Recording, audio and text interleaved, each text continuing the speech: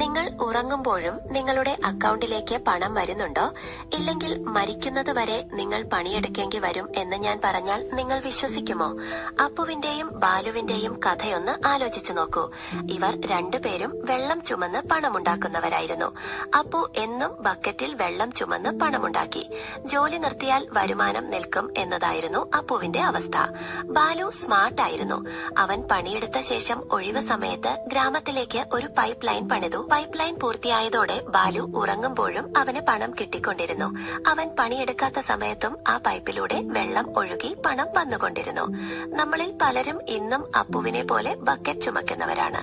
എന്നാൽ ഈ ഡിജിറ്റൽ കാലത്ത് ഒരു പൈപ്പ് ലൈൻ പണിയാൻ വലിയ മുതൽ മുടക്കൊന്നും വേണ്ട.